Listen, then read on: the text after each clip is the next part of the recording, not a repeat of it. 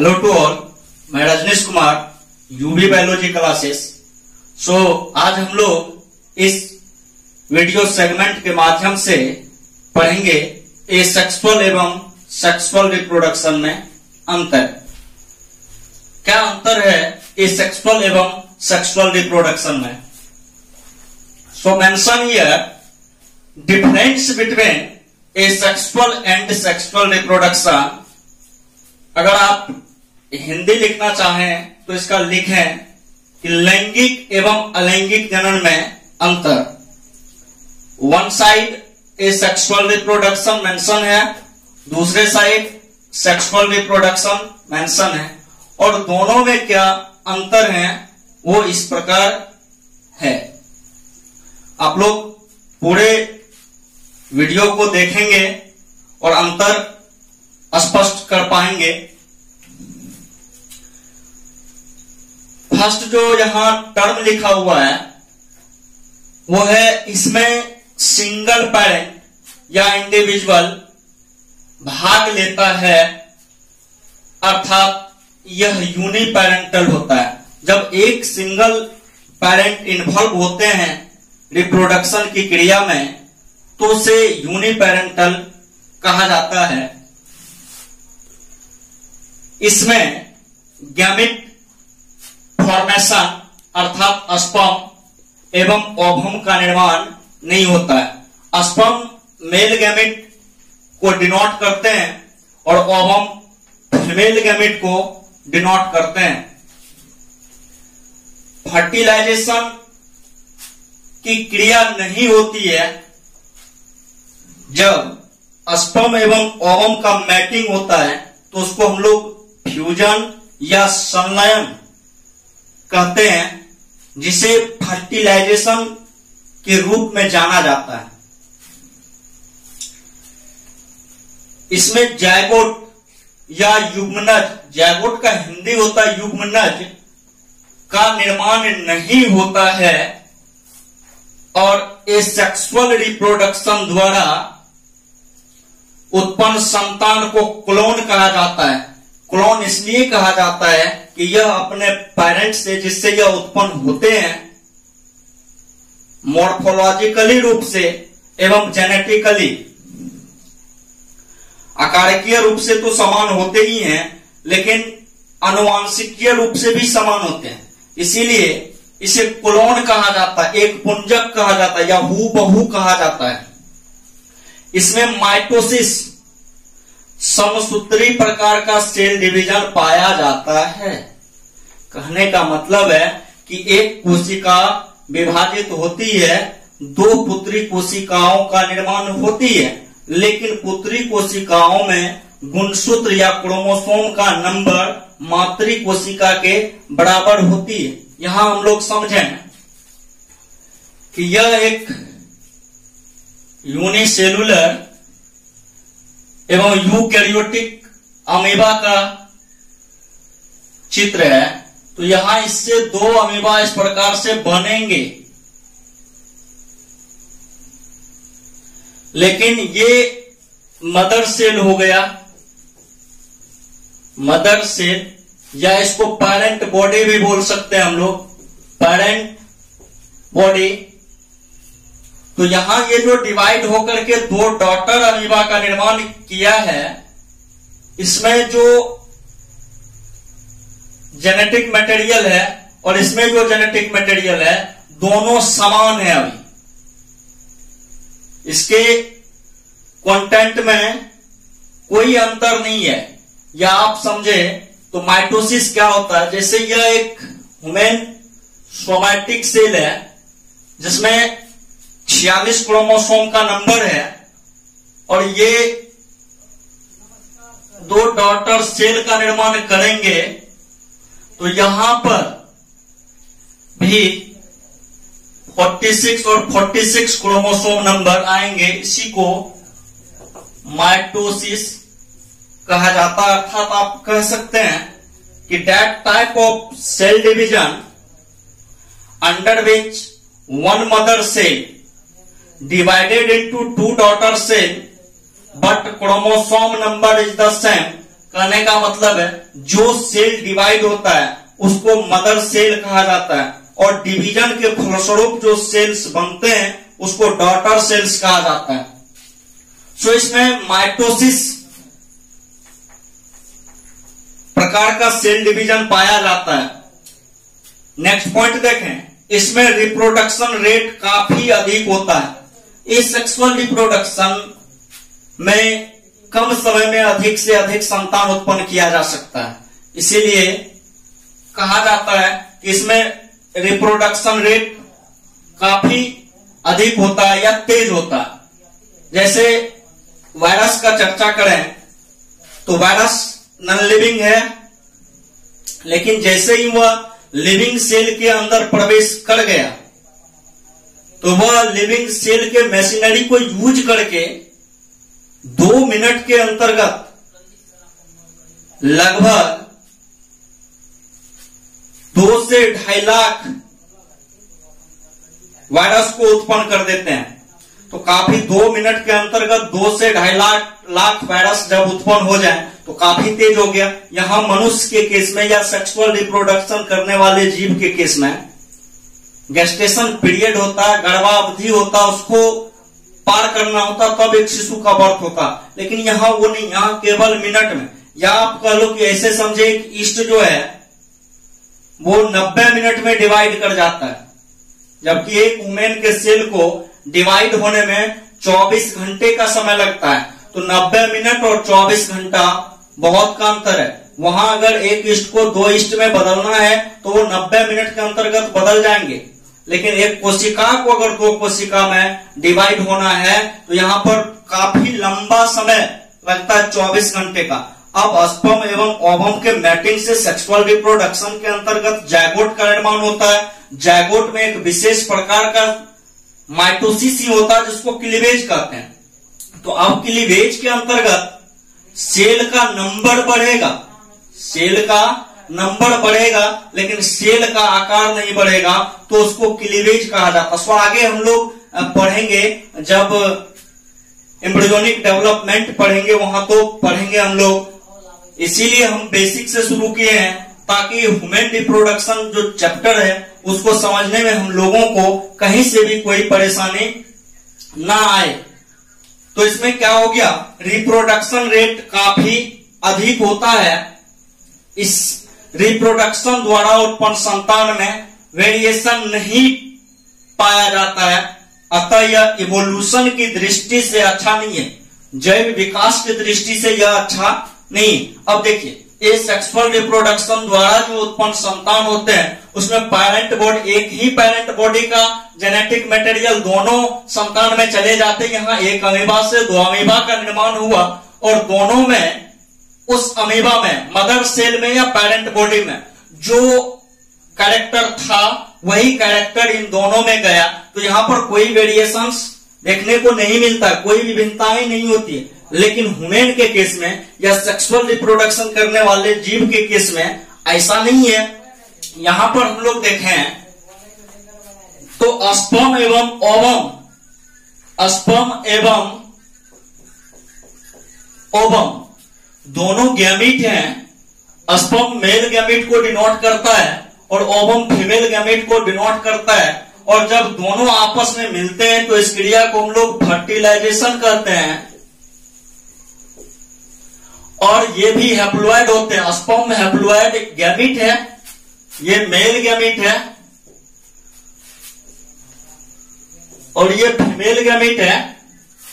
Male gamete sperm एवं female gamete ovum, और दोनों के दोनों हैप्लॉइड हैं और मिले इस क्रिया को फर्टिलाइजेशन कह दिए। तो यहां पर बनेंगे जायगोट, ये होंगे 2n, क्योंकि ये भी हैप्लॉइड ये भी हैप्लॉइड, तो zygote diploid.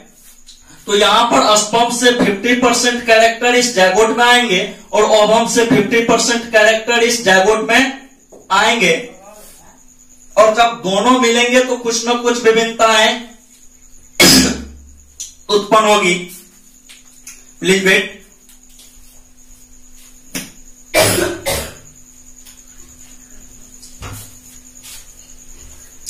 I am fine. चलिए आगे बढ़ते हैं।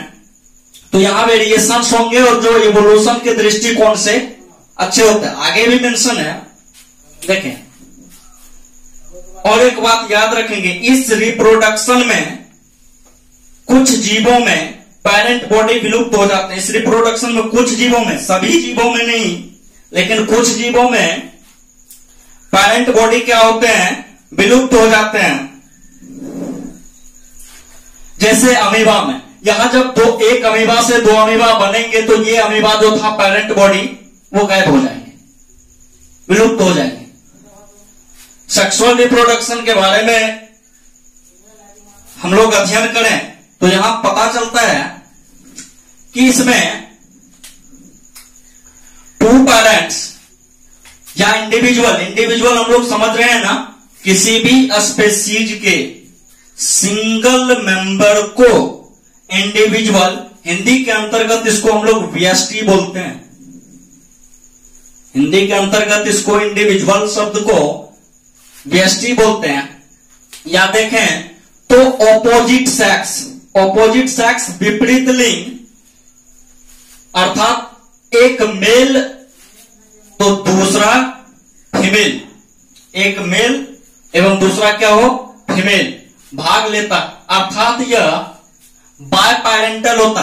बायपैरेंटल मतलब जब दो इंडिविजुअल मिलकर के रिप्रोडक्शन की क्रिया करें और तब संतान उत्पन्न हो तो संतान को बायपैरेंटल प्रोडक्शन बोला जा सकता है। ऐसे every human are product of gamete, या हम लोग कह सकते हैं कि we are product of gamete, हम लोग युग्मक के ही उत्पाद हैं।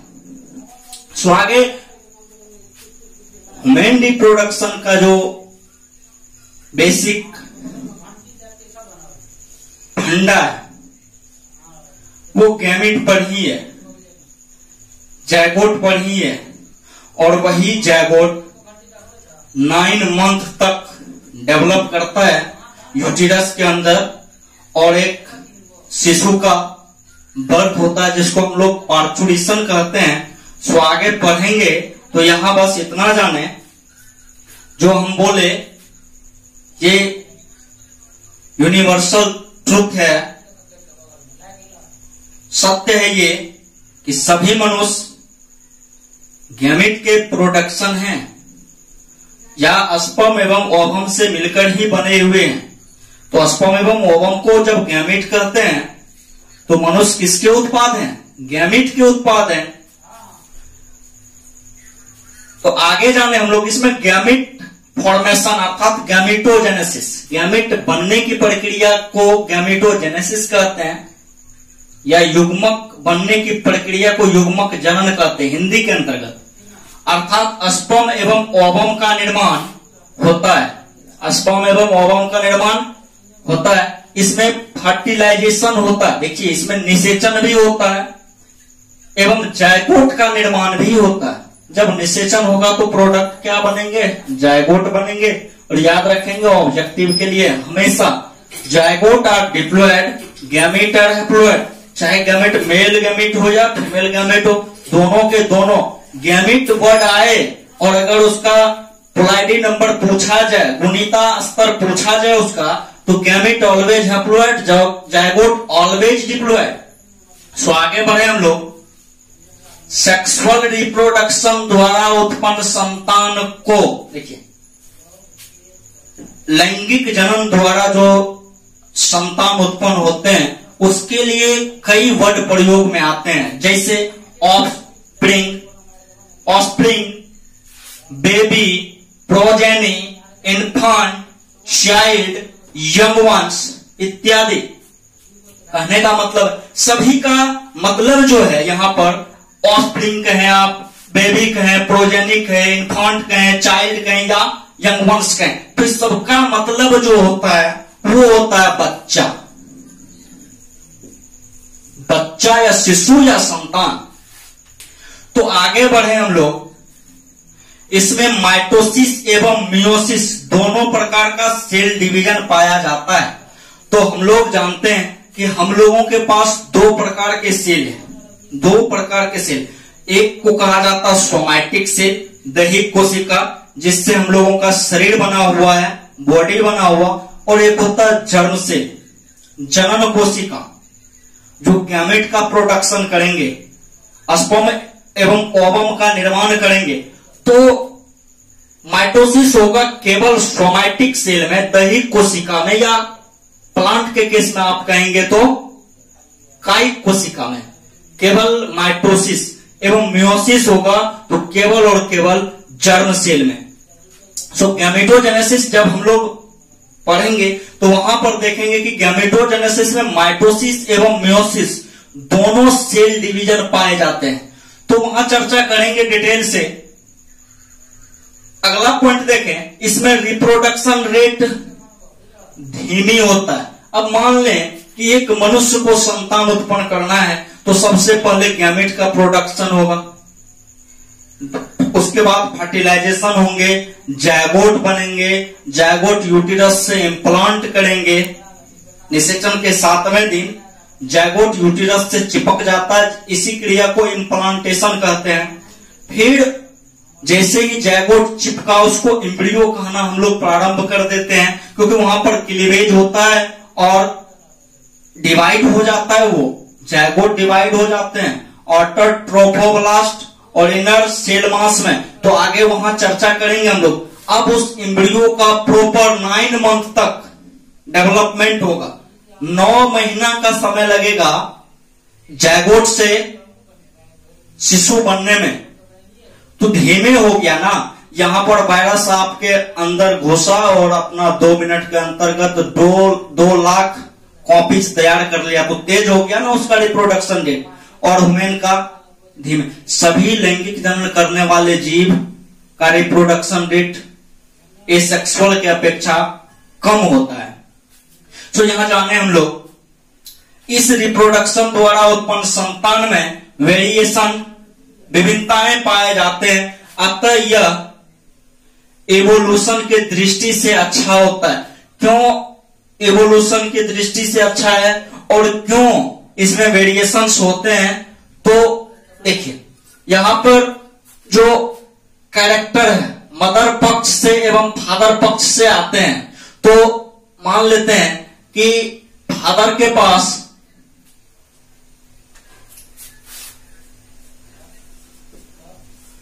टॉलनेस का जीन है, स्पर्म में जो न्यूक्लियस है उसके अंतर्गत जो जीन है वो टॉलनेस का टॉल है, तो वो टॉल को रिप्रेजेंट करेंगे जनरेशन में आकर। और ओवम जो है उसके पास जो जीन है वो फेयर है, तो यहां क्या होंगे संतान जो उत्पन्न होंगे वो टॉल एवं फेयर होंगे। मान लेते कि यहां एक और कैरेक्टर है शॉर्ट, मतलब नाटापन वाला जीन है, और यहां पर टॉल है, यहां पर हम फेयर लिए हैं मतलब गोरेपन के लिए। तो यहां पर अगर हम ब्लैक स्किन कलर के जीन को ले लें या डार्क बोले यहां, तो टॉल है, एक फादर है जिसके पास जीन है टॉल एवं डार्क का, मतलब जो स्किन कलर होता है उसके लिए जीन रेस्पॉन्सिबल होता है। आगे पढ़ेंगे हम लोग। तो यहां से जो संतान उत्पन्न होंगे लंबे हो सकते हैं, काले भी हो सकते हैं, छोटे हो सकते हैं, गोरे भी हो सकते हैं। मान लेते हैं कि ये जीन और ये जीन दोनों डोमिनेंट था, ये टॉल डोमिनेंट है डार्क पर और ये फेयर डोमिनेंट है शॉर्ट पर। तो यहां पर जो संतान उत्पन्न होंगे वो टॉल एवं फेयर होंगे, जहां शॉर्ट और फेयर था या टॉल और डार्क था। तो इस प्रकार से संतान में जो भी कैरेक्टर आते हैं मदर एवं फादर पक्ष से, तो वो अपने अगले जनरेशन में उस कैरेक्टर को परिलक्षित करते हैं। अगर मैं टॉल हूं और डार्क हूं तो इसका मतलब है कि मदर एवं फादर पक्ष से जो जीन आए थे वो टॉल एवं डार्क वाले थे। तो कोई संतान लंबे होंगे, छोटे होंगे, काले होंगे, गोरे होंगे, उसका आई कलर कैसा होगा, हेयर स्टाइल कैसा होगा, सबका सब इंफॉर्मेशन जेनेटिक मटेरियल डीएनए के पास कोड फॉर्म में होता है। आगे हम लोग जानेंगे। अगर मेरी बात आप लोगों को समझ में आई हो और वीडियो अच्छा लगा हो तो लाइक करें एवं हमारे यूडी बायोलॉजी क्लासेस चैनल को सब्सक्राइब करें। So thanks a lot, love my class. मिलते हैं नेक्स्ट वीडियो में।